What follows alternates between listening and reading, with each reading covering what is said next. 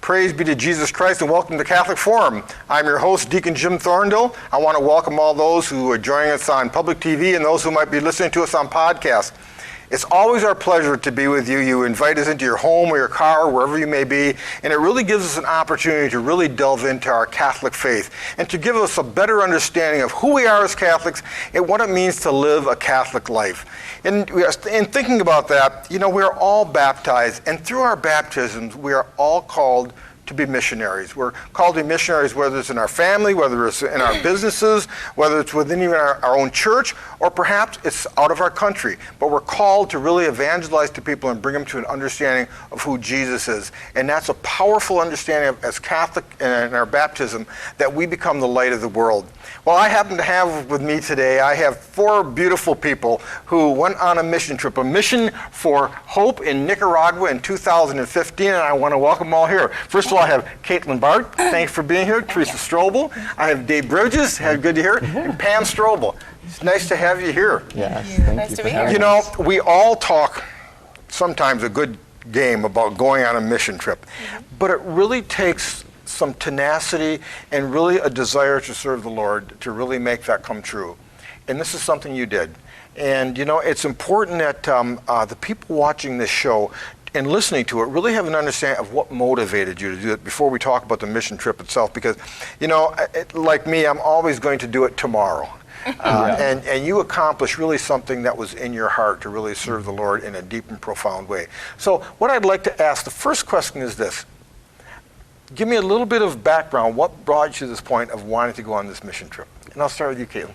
Okay, well, I'm the Director of Youth and Young Adult Ministries at St. Thomas, and so part of my upbringing was we would go out and we'd do service projects, whether it was helping at church with VBS or it was, standing outside abortion clinics, whatever it may be. My family was super involved with all of that stuff. And so growing up, it was kind of just the way I was raised. So as I grew, I did mission trips like disaster relief. Okay. I also did mission trips over in Chicago over Holy Weeks. I also did 4.5 months down in Houston, Texas, working at a Catholic worker house with battered and abused women and children and new immigrants to the country. So It's been something that's always been a passion of mine.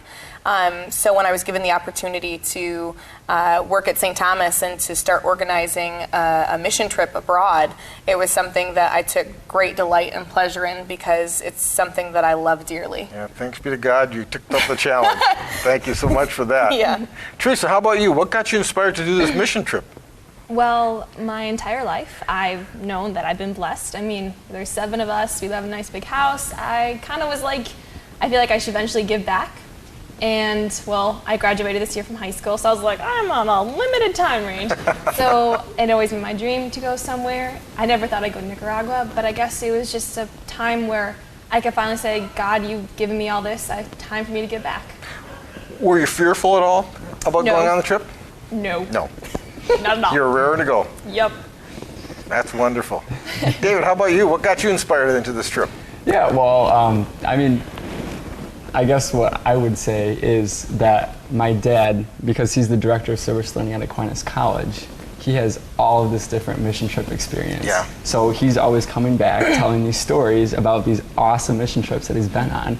And I've just grown up wanting that, loving that, all the different stories that he's had and the experiences. And so to finally be able to go on that, have that opportunity, it was just like, I'm going for it, like 100%. There's no doubt in my mind, this is what I want to do. And was there any fear or trepidation in going? Were you? Not at all. Not at all. I was completely putting it in the Lord's hands, and I was like, put me where you want, and that's where I will go. You really are living countercultural. Because this is contrary to what the world would tell you. But this is a wonderful journey for young Catholic people to really have this understanding that God calls us to where he needs us, not to where we want to go. Mm-hmm. And you've really answered that call. Pam, tell me about you. How did you get involved in this? Well, when St. Thomas and Caitlin's, the Social Justice Committee, along with Youth Ministry, said we want to sponsor this trip to Nicaragua, and we're going to take 5 adults and 5 youth, Teresa had expressed interest right away. And I just kind of stood in the background, and then the woman who's in charge of our social justice advocacy program, Lori Fidewa, came up to me and said, well, Pam, why aren't you going? And I'm like, well, I need to ask permission from Teresa first. Because I wanted it to be her experience. Exactly. And that was important to me. And so I said, let me check that out, because I really was interested. But I said I wanted to be hers. And so I said, hey, Teresa. And I want to draw that attention too. This is mother and daughter relationship. I think that's important because in many ways what you're saying, Pam, is true, that you really want it to be her experience. Did it end up being your experience, Teresa? Did you feel like your mother was with you, or? I feel bad, but I definitely try to avoid my mom sometimes. So yes, I didn't make it my experience. So it helped that they were in separate groups. Yes. Okay. So they weren't with each other. So that really kind of kept you at your own experience on that too. That's wonderful. Any other parents that were with you in this group here? No, they were the only mother-daughter set. Okay. Parent-child. And you had 11 on your trip, correct? Yep. And what did that consist of? So it was 5 kids from youth group, 5 adults from the parish, and myself. And then yourself. Okay. Let's talk a little bit about the trip itself. First of all, let's talk about the preparation, a little bit of the preparation, because this is not an easy thing to plan. No, not at all. And I imagine, how many months of planning did this take? Oh, many. I don't know. We probably started looking at it 8 months out or so, 10 months out.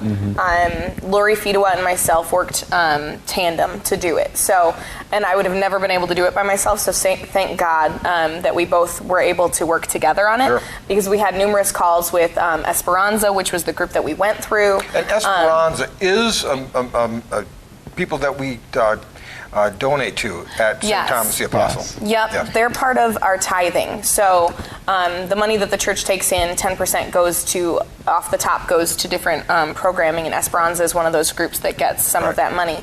And so we've worked with them for many, many years. And so we decided that we wanted to partner up with them. They do all this work in Central America, South America, Africa, just all over the place. And so we were like, well, we want to team up. We want to do something with you. And but it was their first time that they'd ever sent a parish group down to work with the people down there, not just because they do a lot of medical missions. Right. So this was the first time we were taking a group of parishioners, and we were going to go down, meet the people, work with them hand in hand, and stuff like that. So it was a lot of preparation on our part, but it was also a lot of preparation on their part. Of course. So there were numerous phone calls and stuff back and forth with us preparing. They all had to fill out applications, and we kind of discerned, and then we did a lottery for who was going to get to go. Right. Then we had meetings. They all had to get vaccinations and take malaria medicine and all sorts of stuff before we went. Were you prepared for that?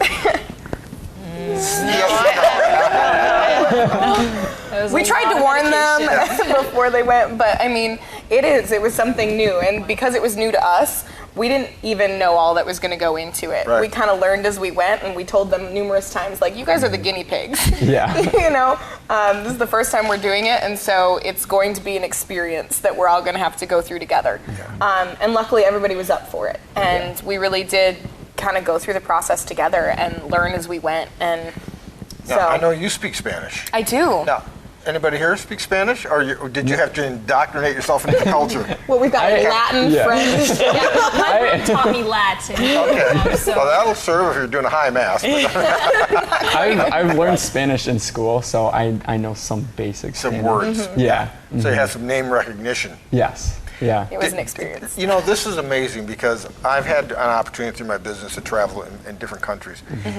You can finally get a sense of what it means to be a foreigner in a different land. Oh, Isn't that true? Yeah. Because all of a sudden you're the foreigner there, and you're not speaking their language or living their culture. Yeah. Well, in a lot of places that you go now, a lot of people speak English. But when you're out in these little villages in the middle of the mountains, Exactly. they don't speak English. Exactly. Your only way to communicate with them is if you're speaking their language. Yeah. And physically, your body language was essentially how we were communicating, the ones that didn't speak any Spanish. Yeah. So, it became difficult. So when you went there, what was your main objective to go in there? We went and dug latrines. Okay. So, I mean, glamorous work, We're obviously. getting right down to the nitty-gritty there. We jumped in and we were, digging trenches for latrines. Okay. So we were split up into 2 groups.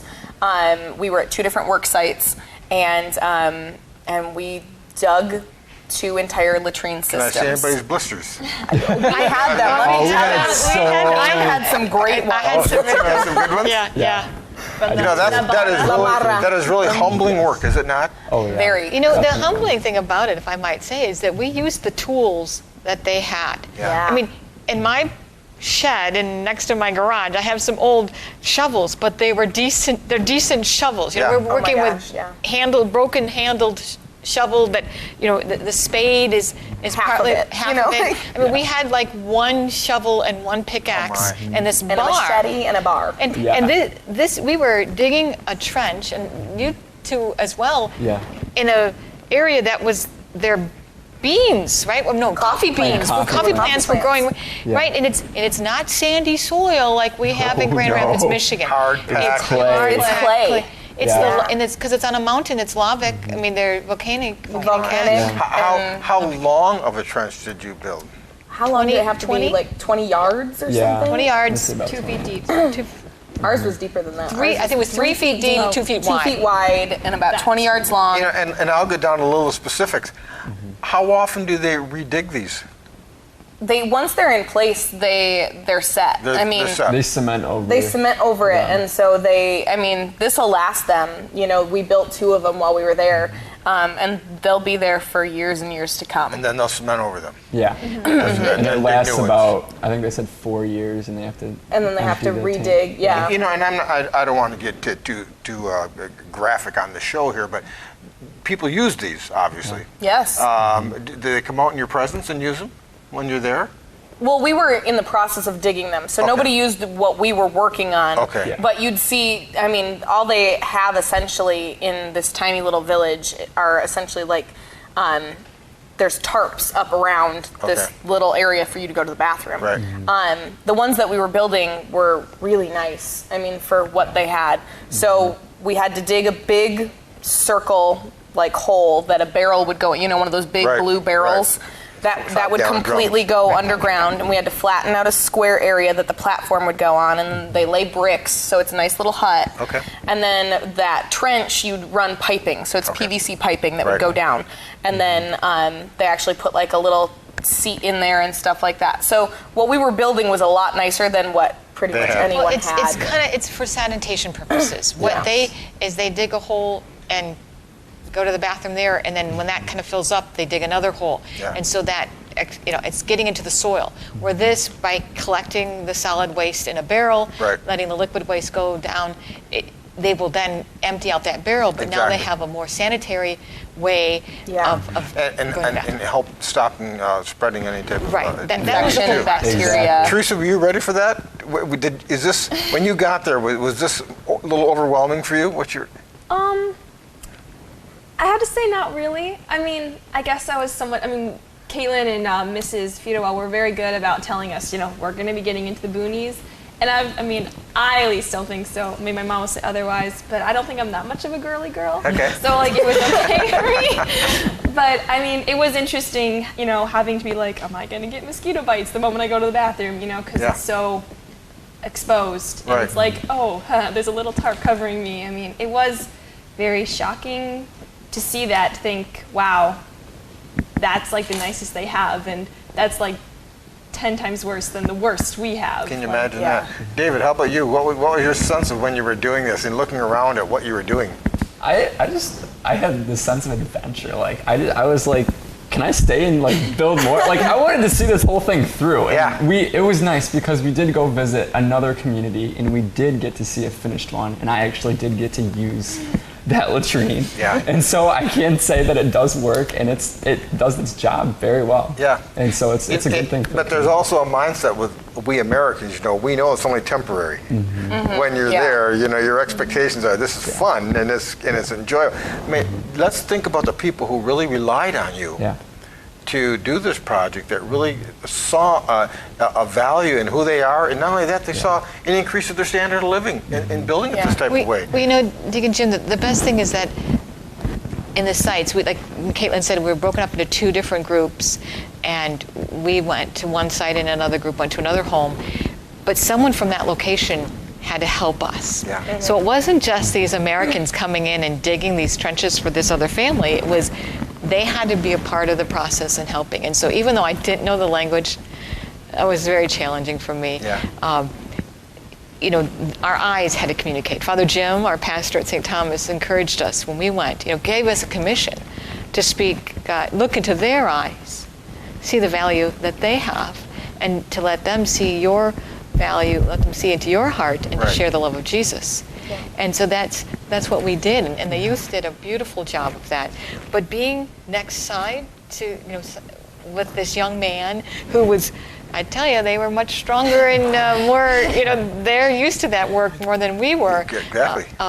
But that made a difference. It was humbling because they could do the work that we were doing so much better and quicker than we could. I mean, honestly, it was a very humbling experience because we were there to help, but realistically, they could do it. What we were doing is we were bringing the resources that would allow them to be able to do it. And a little bit of the technology and thinking along with it. Yeah. Mm-hmm. But so that was the beautiful part, like she said, is that it wasn't just the rich white people coming in. It was us working side by side with the people of this community to build something that they could take pride in because they were a part of it, but that we got to unite with them and be part of their community. Pam, you said something. Were you doing this for one particular family or for a community? Well, if you go back, we came to Nicaragua, to Managua, which is the capital.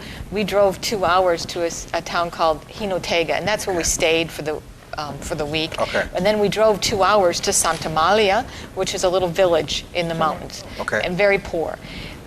Kind of, I thought we were going to be digging lots of trenches, but we really just did it for 2 different families. Okay. And so, particularly, David and Teresa were in one group, and they were outside of a family's home, and then Pam and I were in a group, and we were outside of the pastor's home. And so ours became more of a communal one because the pastor's house also was kind of like their place of worship. Okay. So it was kind of like both built into one. So ours was more of a communal one. Theirs was more of a family one. Yeah. So it kind of gave us a cool, juxtaposition and to see what they were going to all be used for. Would you have dinner with these families? Or did you have dinner on your own? One of the most beautiful experiences while we were there, I think everyone will agree, was that Henry, who is part of Avodec down there, he lives in Santa Malia.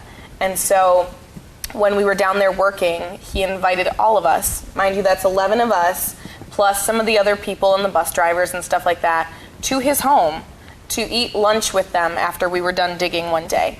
And his wife, Petrona, cooked probably from the crack of dawn with all ingredients that they farm and make and raise on their property. This delicious chicken stew with homemade tortillas and all of these different things. I mean, I don't want to know how many hours she put into it. And then on top of it, she served us and then stood there like swatting away flies and stuff as we're eating the food that she's prepared for us.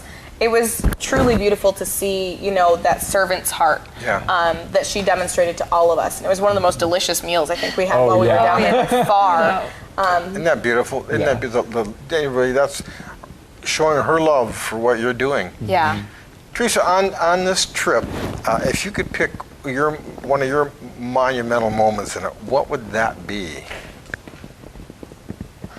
Well, there's many for sure. Yeah. But I know one of them so going into this trip, I was kind of joking with all of the people who had cameras.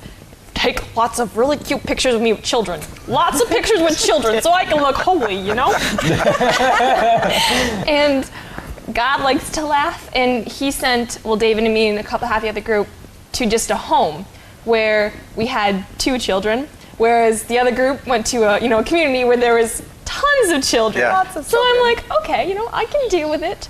And I really spent time with one boy, Jose, who was 4 years old. And I learned, little flashback, I learned how to juggle freshman year. So Mom was like, why don't you bring your juggling balls? So Tuesday, when we finally get to their house, I crack open my juggling balls and I start juggling for him, and he's like, oh. He was amazed.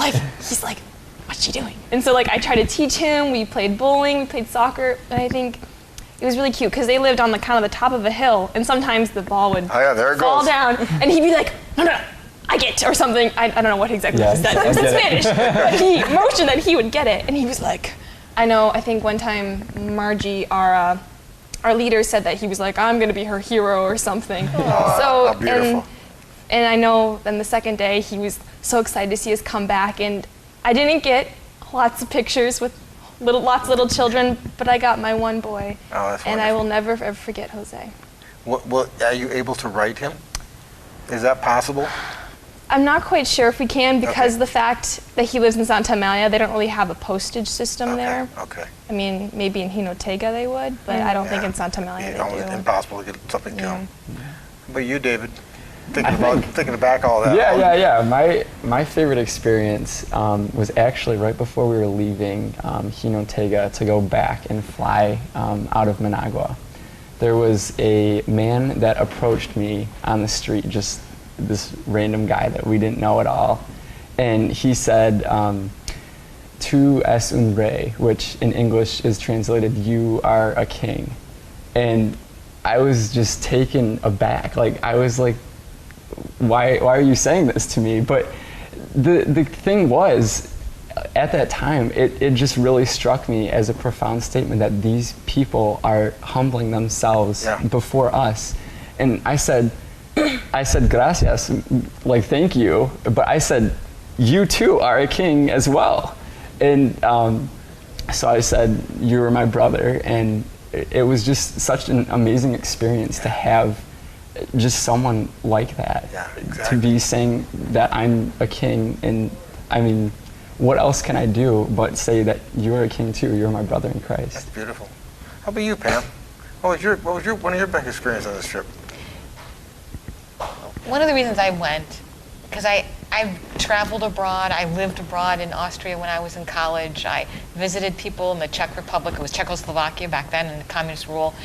So I visited places, but I never really helped. I never really made a difference. So going there to me was, how can I help, but how can I see how these people live their faith and their Christian life? Yeah. So to me, worshiping with them, we had an opportunity in Jinotega. There is the center of the diocese. And we got to go to Mass with the bishop twice. I mean, this is weekday Mass. Yes. One was to honor a priest that had been murdered the year before, tragically. And then the next was, and I'm not sure if because we were there or what, but on Monday and a Thursday, the bishop saying Mass at 6 p.m. And we attended Mass with the people. And they were men and women praising the Lord. I mean, their music was beautiful. Yeah. And we had our English, Spanish translation. But the Mass is the Mass. That's right. And even though you don't understand the words, you know what they're saying. Yeah, and you know what's going on at the altar. And to know that when you sign a peace, I mean, that was so important to me, to be able to worship with them, and to them to know that we love the Lord just like they do. A couple of other questions I want to ask before we run out of time. The first one is this: what was the most humbling experience on your journey? One that really kind of brought you to your knees. I know I'm kind of catching you off guard here, but there must have been something that really kind of took your breath away from being humbling, besides digging a latrine. But I mean, digging the latrine side by side with them was definitely humbling. But I think that we touched on it before, at least my moment of being humbled, which was having lunch with Henry and his family. Yeah, just that she would take all that time to prepare the food and to serve us the whole time. We were there to help them, and the fact of the matter is that she was sitting there showing us how to do it. Praise be to God. How about you, Teresa? I mean, Caitlin says there's so many humbling moments, but I know one in particular for me was at our work site. The person who helped us, he kept on asking, how do you say this in English? I want to speak English so you can understand. And I'm like, no, we're here, we'll learn Spanish. But the fact that he went out of his way to try to learn English, I was just like, we came to your country, yet you're going out of your way to help us. Beautiful, that's beautiful. That's beautiful. How about you, David? I would have to say, kind of along the lines of what Teresa was saying, just the fact that these people are willing to live out of their normal standards in their own culture, try to live up to our culture, that they don't know that much about, that they want to explore. Yeah. But I think the key point that really made me be humbled by these people is just the fact that they're able to live up to their word. We got multiple offers for when we come back for another mission trip to stay at these places. We visited the Avodex site, which is their local Esperanza, and they're building a hotel, a hostel, and they said in a couple of years this is going to be finished, and so you're welcome to stay here the next time that you come down, and they're not going to take that back. Yeah, beautiful. And so it just really humbled me and made me think that I need to live up to my words. Pam, I'm going to get you one last question. Just a short 30-second answer if you could. What did it teach you about the United States, and what would you say to people? I think what it taught me overall was that the Catholic Church is universal. You know, the people that we met down there were our brothers and sisters in Christ, and how beautiful it was to get to serve them. But you don't have to go across an ocean or to multiple different countries to serve. Amen. There are so many people here in our community that need help too. And so what I have to say to people is, you know, looking into getting involved with different ministries and outreach programs that we have here in the diocese, that are in your local areas, because you can all help. Everybody can do their part, and you don't have to go thousands of miles to do it. How about you, Teresa? Well, at least for me, I couldn't speak the language, so I had to communicate mostly by actions and also even by juggling my gifts. And I feel like here in America, we might not exactly have that language barrier, but we will talk to people who don't want to listen, who we can't communicate with because they won't listen to us. So we need to speak through our actions and our gifts and our witness. Beautiful, beautiful. David? I would have to say, for anyone that is considering taking a foreign language or that is currently taking one, that the best way to actually learn it is to go immerse abroad yourself in that culture. Immerse yourself in the culture. And it was just such an amazing experience for me to go into a country where I knew some of what the language was and just to grow in that. Beautiful. And that really helped me to provide service more to them than just with the English that I knew. Exactly. Pam, quickly if we could, how about you? Well, appreciate what you have. Don't take anything for granted. We have so much, and we are so blessed. When you see women walking down the side of the road with banana bunches on their backs, walking miles to probably bring that into a town to trade for some food, it really humbles you as a mom with an automobile that goes here and there and everywhere. With air conditioning. With air conditioning. Be thankful. Be thankful. You know, I just want to thank all four of you, and I want to thank all the 11 people that are on this trip, because it really was a mission of mercy. It's really an understanding of trying to bring our culture, not enculturating them into those people, but to really let them know that we as Catholics are universal and that we come in the love of God. And we really are all brothers and sisters in the Lord. And that's really what you've done. You've really lived a countercultural life in going and visiting people who really need to see Christ in one another.